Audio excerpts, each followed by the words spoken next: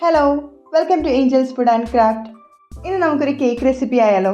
അപ്പോൾ hot milk കേക്കാണ് നമ്മളിന്ന് റെഡിയാക്കാൻ പോകുന്നത്. ഓവനൊന്നുമില്ലാതെ ഗ്യാസ് സ്റ്റോപ്പിൽ തന്നെ നമുക്കിത് റെഡിയാക്കാം. അപ്പോൾ അതിനുവേണ്ടി ഒരു ബൗളിലേക്ക് 2 മുട്ട നമുക്ക് പൊട്ടിച്ച് ചേർത്ത് കൊടുക്കാം.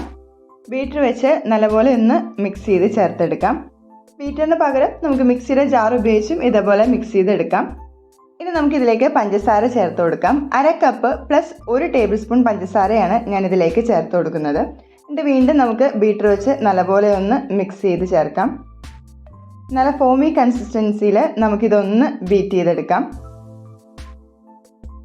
ഇതിലേക്ക് 1/2 ടീസ്പൂൺ വാനില എസൻസ് കൂടി ചേർത്ത് ഒന്നുകൂടി നമുക്കിതൊന്ന് നല്ലപോലെ ബീറ്റ് ചെയ്ത് ചേർക്കാം. ഇനി നമുക്കിതിലേക്ക് ഡ്രൈ ഇൻഗ്രീഡിയൻസ് ചേർത്ത് കൊടുക്കാം. അപ്പോൾ ആദ്യം തന്നെ നമുക്കൊരു അരിപ്പ് വെച്ച് കൊടുക്കാം. ഇതിലേക്ക് 1 കപ്പ് മൈദ ചേർത്ത് കൊടുക്കാം. 1 ടീസ്പൂൺ ബേക്കിംഗ് പൗഡർ ചേർത്ത് കൊടുക്കാം. അതോടൊപ്പം തന്നെ 1 നുള്ള് ഉപ്പും കൂടി ചേർത്ത് നമുക്ക് നല്ലപോലെ ഒന്ന് അരിച്ചെടുക്കാം.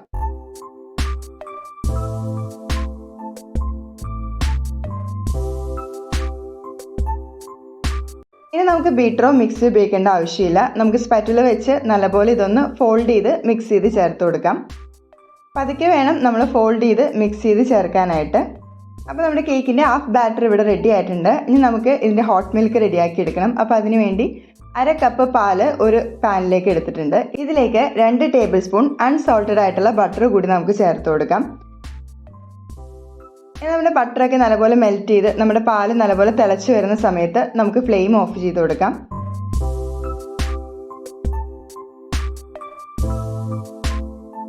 ഇനി നമുക്ക് ഈ പാലിൻ്റെ മിക്സ് ചൂടോടുകൂടി തന്നെ നമ്മുടെ കേക്കിൻ്റെ ബാറ്ററിലേക്ക് ചേർത്ത് കൊടുക്കാം. എന്നിട്ട് നമുക്ക് നല്ലപോലെ വീണ്ടും ഫോൾഡ് ചെയ്ത് മിക്സ് ചെയ്ത് ചേർത്ത് കൊടുക്കാം. അപ്പോൾ നമ്മൾ ഫ്ലെയിമിൽ നിന്ന് എടുത്ത് നേരെ ചൂടോടുകൂടി തന്നെയാണ് ഈ കേക്കിൻ്റെ ബാറ്ററിലേക്ക് ചേർത്ത് മിക്സ് ചെയ്യുന്നത്.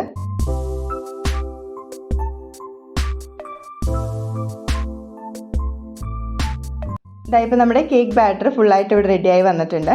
നമുക്കിതൊരു കേക്ക് ടിന്നിലേക്ക് ചേർത്ത് കൊടുക്കാം. അപ്പോൾ അതിന് വേണ്ടി നമ്മൾ കേക്ക് ടിന്നിൽ ബട്ടർ പേപ്പർ വെച്ച് ഓയിൽ ഫുള്ളായിട്ട് ഗ്രീസ് ചെയ്തിട്ടുണ്ട്.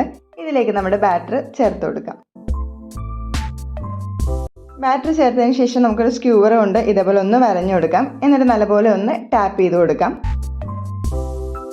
നമ്മുടെ ഓവൻ സെറ്റപ്പിന് വേണ്ടി പഴയ ചീനച്ചട്ടി ഫ്ലെയിമിൽ വെച്ചിട്ടുണ്ട്. മീഡിയം ഫ്ലെയിമിൽ 10 മിനിറ്റ് പ്രീ ഹീറ്റ് ചെയ്ത് വെച്ചിട്ടുണ്ട്. ഇതിലേക്ക് സ്റ്റാൻഡ് ഇറക്കി വെച്ചിട്ട് നമ്മുടെ കേക്ക് ടിന്ന് ഇതിലേക്ക് വെച്ച് കൊടുക്കാം.